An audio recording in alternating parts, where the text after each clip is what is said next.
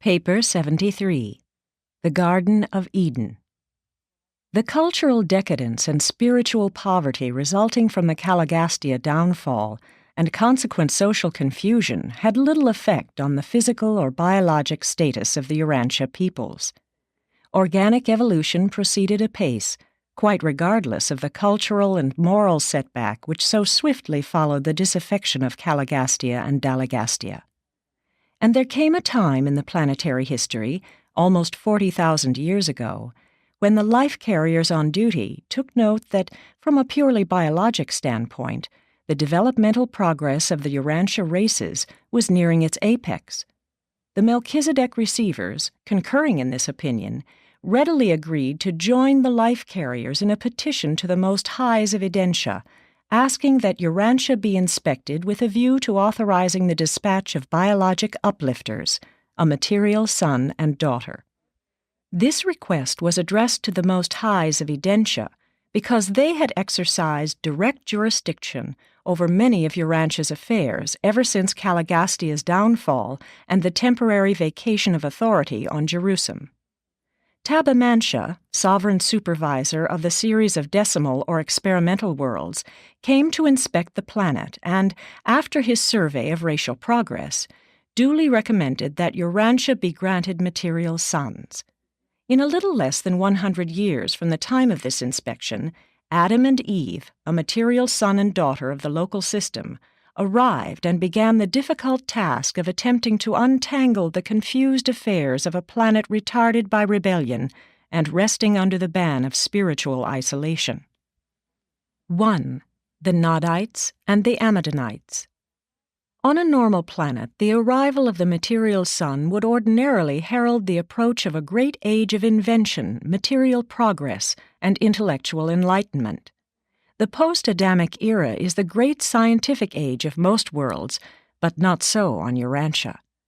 Though the planet was peopled by races physically fit, the tribes languished in the depths of savagery and moral stagnation. 10,000 years after the rebellion, practically all the gains of the prince's administration had been effaced. The races of the world were little better off than if this misguided sun had never come to Urantia. Only among the Nodites and the Amadonites was there persistence of the traditions of Dalmatia and the culture of the planetary prince. The Nodites were the descendants of the rebel members of the prince's staff, their name deriving from their first leader, Nod, one-time chairman of the Dalmatia Commission on Industry and Trade. The Amadonites were the descendants of those Andonites who chose to remain loyal with Van and Amadon.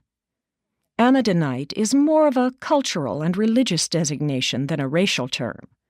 Racially considered, the Amadonites were essentially Andonites. Nodite is both a cultural and racial term, for the Nodites themselves constituted the eighth race of Urantia. There existed a traditional enmity between the Nodites and the Amadonites. This feud was constantly coming to the surface whenever the offspring of these two groups would try to engage in some common enterprise. Even later, in the affairs of Eden, it was exceedingly difficult for them to work together in peace. Shortly after the destruction of Dalmatia, the followers of Nod became divided into three major groups. The central group remained in the immediate vicinity of their original home near the headwaters of the Persian Gulf. The eastern group migrated to the highland regions of Elam, just east of the Euphrates Valley. The western group was situated on the northeastern Syrian shores of the Mediterranean and in adjacent territory. These Nodites had freely mated with the Sangic races and had left behind an able progeny. And some of the descendants of the rebellious Dalmatians subsequently joined Van and his loyal followers in the lands north of Mesopotamia. Here, in the vicinity of Lake Van and the southern Caspian Sea region, the Nodites mingled and mixed with the Amadonites, and they were numbered among the mighty men of old. Prior to the arrival of Adam and Eve, these groups, Nodites and Amadonites, were the most advanced and cultured races on Earth. 2. Planning for the Garden. For almost 100 years prior to Tabamantia's inspection, Van and his associates from their highland headquarters of world ethics and culture had been preaching the advent of a promised Son of God, a racial uplifter, a teacher of truth, and the worthy successor of the traitorous Caligastia. Though the majority of the world's inhabitants of those days exhibited little or no interest in such a prediction, those who were in immediate contact with Van and Amidon took such teaching seriously and began to plan for the actual reception of the promised son. Van told his nearest associates the story of the material sons on Jerusalem, what he had known of them before ever he came to Urantia. He well knew that these Adamic sons always lived in simple but charming garden homes, and proposed, 83 years before the arrival of Adam and Eve, that they devote themselves to the proclamation of their advent and to the preparation of a garden home for their reception. From their Highland headquarters and from 61 far-scattered settlements, Van and Amidon recruited a corps of over 3,000 willing and enthusiastic workers who, in solemn assembly, dedicated themselves to this mission of preparing for the promised, at least expected, son. Van divided his volunteers into 100 companies with a captain over each, and an associate who served on his personal staff as a liaison officer, keeping Amidon as his own associate. These commissions all began in earnest their preliminary work, and the Committee on Location for the Garden sallied forth in search of the ideal spot. Although Caligastia and Dalagastia had been deprived of much of their power for evil, they did everything possible to frustrate and hamper the work of preparing the garden. But their evil machinations were largely offset by the faithful activities of the almost 10,000 loyal Midway creatures who so tirelessly labored to advance the enterprise. 3. The garden site. The Committee on Location was absent for almost 3 years. It reported favorably concerning 3 possible locations. The first was an island in the Persian Gulf. The second, the river location subsequently occupied as the second garden. The third, a long, narrow peninsula, almost an island, projecting westward from the eastern shores of the Mediterranean Sea. The committee almost unanimously favored the third selection. This site was chosen, and 2 years were occupied in transferring the world's cultural headquarters, including the Tree of Life, to this Mediterranean peninsula. All but a single group of the peninsula dwellers peaceably vacated when Van and his company arrived. This Mediterranean peninsula had a salubrious climate and an equable temperature. This stabilized weather was due to the encircling mountains and to the fact that this area was virtually an island in an inland sea. While it rained copiously on the surrounding highlands, it seldom rained in Eden proper. But each night, from the extensive network of artificial irrigation channels, a mist would go up to refresh the vegetation of the garden. The coastline of this land mass was considerably elevated, and the neck connecting with the mainland was only 27 miles wide at the narrowest point. The great river that watered the garden came down from the higher lands of the peninsula and flowed east through the peninsular neck to the mainland, and thence across the lowlands of Mesopotamia to the sea beyond. It was fed by 4 tributaries which took origin in the coastal hills of the Edenic Peninsula, and these are the 4 heads of the river which went out of Eden, and which later became confused with the branches of the rivers surrounding the second garden. The mountains surrounding the garden abounded in precious stones and metals, though these received very little attention. The dominant idea was to be the glorification of horticulture and the exaltation of agriculture. The site chosen for the garden was probably the most beautiful spot of its kind in all the world, and the climate was then ideal. Nowhere else was there a location which could have lent itself so perfectly to becoming such a paradise of botanic expression. In this rendezvous, the cream of the civilization of Urantia was foregathering. Without and beyond, the world lay in darkness, ignorance, and savagery. Eden was the one bright spot on Urantia. It was naturally a dream of loveliness, and it soon became a poem of exquisite and perfected landscape glory. 4. Establishing the garden. When material sons, the biologic uplifters, begin their sojourn on an evolutionary world, Their place of abode is often called the Garden of Eden because it is characterized by the floral beauty and the botanic grandeur of Urantia, the constellation capital. Van well knew of these customs and accordingly provided that the entire peninsula be given over to the garden. Pasturage and animal husbandry were projected for the adjoining mainland. Of animal life, only the birds and the various domesticated species were to be found in the park. Van's instructions were that Eden was to be a garden, and only a garden. No animals were ever slaughtered within its precincts. All flesh eaten by the garden workers throughout all the years of construction was brought in from the herds maintained under guard on the mainland. The first task was the building of the brick wall across the neck of the peninsula. This once completed, the real work of landscape beautification and home building could proceed unhindered. A zoological garden was created by building a smaller wall just outside the main wall. The intervening space, occupied by all manner of wild beasts, served as an additional defense against hostile attacks. This menagerie was organized in 12 grand divisions, and walled paths led between these groups to the 12 gates of the garden, the river and its adjacent pastures occupying the central area. In the preparation of the garden, only volunteer laborers were employed. No hirelings were ever used. They cultivated the garden and tended their herds for support. Contributions of food were also received from nearby believers. And this great enterprise was carried through to completion in spite of the difficulties attendant upon the confused status of the world during these troublous times. But it was a cause for great disappointment when Van, not knowing how soon the expected son and daughter might come, suggested that the younger generation also be trained in the work of carrying on the enterprise in case their arrival should be delayed. This seemed like an admission of lack of faith on Van's part and made considerable trouble, caused many desertions.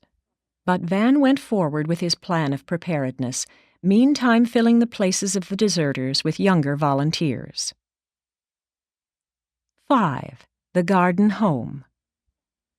At the center of the Edenic Peninsula was the exquisite stone temple of the Universal Father, the sacred shrine of the garden. To the north, the administrative headquarters was established. To the south were built the homes for the workers and their families. To the west was provided the allotment of ground for the proposed schools of the educational system of the expected son, while in the east of Eden were built the domiciles intended for the promised son and his immediate offspring. The architectural plans for Eden provided homes and abundant land for 1 million human beings. At the time of Adam's arrival, though the garden was only 1/4 finished, it had thousands of miles of irrigation ditches and more than 12,000 miles of paved paths and roads. There were a trifle over 5,000 brick buildings in the various sectors, and the trees and plants were almost beyond number. 7 was the largest number of houses composing any one cluster in the park, and though the structures of the garden were simple, they were most artistic. The roads and paths were well built, and the landscaping was exquisite. The sanitary arrangements of the garden were far in advance of anything that had been attempted theretofore on Urantia. The drinking water of Eden was kept wholesome by the strict observance of the sanitary regulations designed to conserve its purity. During these early times, much trouble came about from neglect of these rules, but Van gradually impressed upon his associates the importance of allowing nothing to fall into the water supply of the garden. Before the later establishment of a sewage disposal system, the Edenites practiced the scrupulous burial of all waste or decomposing material. Amadon's inspectors made their rounds each day in search for possible causes of sickness. Urantians did not again awaken to the importance of the prevention of human diseases until the later times of the 19th and 20th centuries. Before the disruption of the Adamic regime, a covered brick conduit disposal system had been constructed which ran beneath the walls and emptied into the River of Eden almost a mile beyond the outer or lesser wall of the garden. By the time of Adam's arrival, most of the plants of that section of the world were growing in Eden. Already had many of the fruits, cereals, and nuts been greatly improved. Many modern vegetables and cereals were first cultivated here, but scores of varieties of food plants were subsequently lost to the world. About 5% of the garden was under high artificial cultivation, 15% partially cultivated, the remainder being left in a more or less natural state pending the arrival of Adam, it being thought best to finish the park in accordance with his ideas. And so was the Garden of Eden made ready for the reception of the promised Adam and his consort. And this garden would have done honor to a world under perfected administration and normal control. Adam and Eve were well pleased with the general plan of Eden, though they made many changes in the furnishings of their own personal dwelling. Although the work of embellishment was hardly finished at the time of Adam's arrival, the place was already a gem of botanic beauty, and during the early days of his sojourn in Eden, the whole garden took on new form and assumed new proportions of beauty and grandeur. Never before this time nor after has Urantia harbored such a beautiful and replete exhibition of horticulture and agriculture. 6. The Tree of Life. In the center of the garden temple, Van planted the long-guarded Tree of Life, whose leaves were for the healing of the nations, and whose fruit had so long sustained him on earth. Van well knew that Adam and Eve would also be dependent on this gift of Urantia for their life maintenance after they once appeared on Urantia in material form. The material suns on the system capitals do not require the Tree of Life for sustenance. Only in the planetary repersonalization are they dependent on this adjunct to physical immortality. The Tree of the Knowledge of Good and Evil may be a figure of speech, a symbolic designation covering a multitude of human experiences, but the Tree of Life was not a myth. It was real, and for a long time was present on Urantia.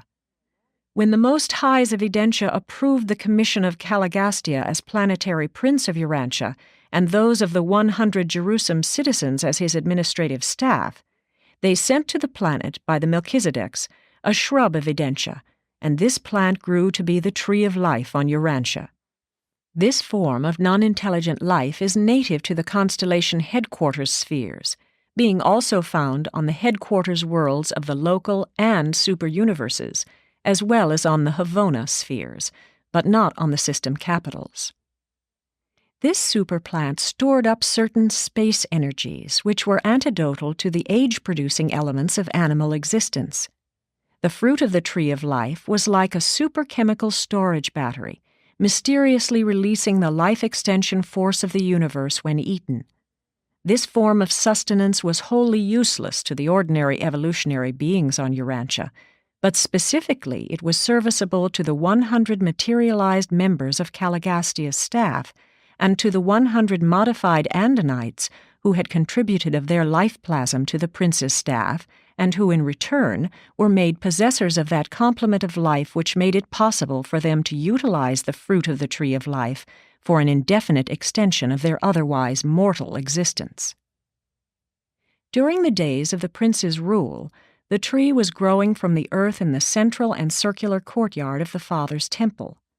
Upon the outbreak of the rebellion, it was regrown from the central core by Van and his associates in their temporary camp.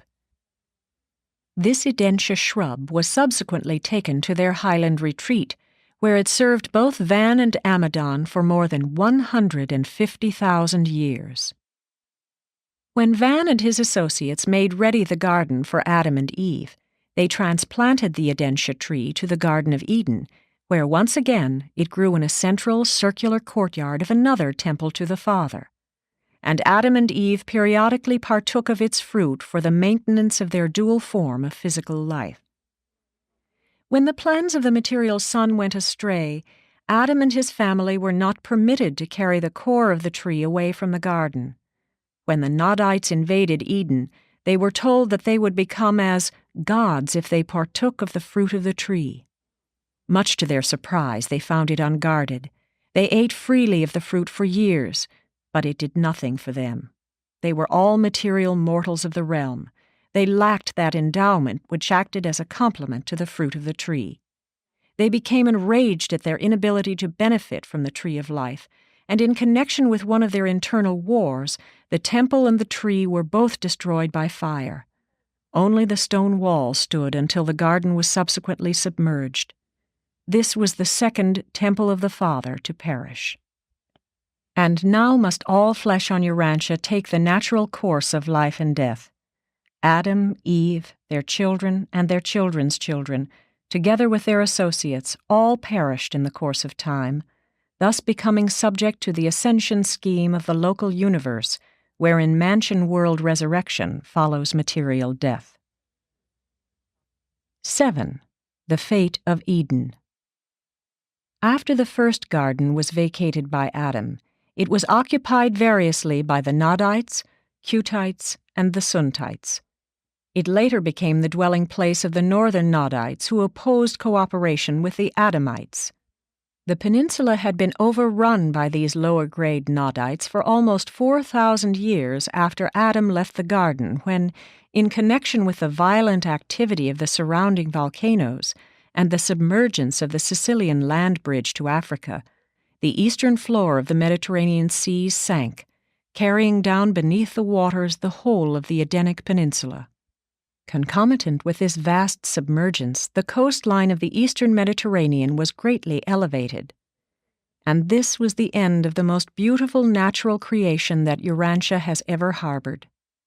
The sinking was not sudden, several hundred years being required completely to submerge the entire peninsula.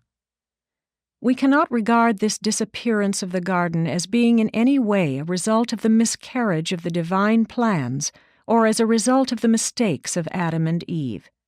We do not regard the submergence of Eden as anything but a natural occurrence, but it does seem to us that the sinking of the garden was timed to occur at just about the date of the accumulation of the reserves of the violet race for undertaking the work of rehabilitating the world peoples. The Melchizedeks counseled Adam not to initiate the program of racial uplift and blending until his own family had numbered 500,000. It was never intended that the garden should be the permanent home of the Adamites. They were to become emissaries of a new life to all the world. They were to mobilize for unselfish bestowal upon the needy races of earth. The instructions given Adam by the Melchizedeks implied that he was to establish racial, continental, and divisional headquarters to be in charge of his immediate sons and daughters, while he and Eve were to divide their time among these various world capitals as advisors and coordinators of the worldwide ministry of biologic uplift, intellectual advancement, and moral rehabilitation. Presented by Salonia, the seraphic voice in the garden.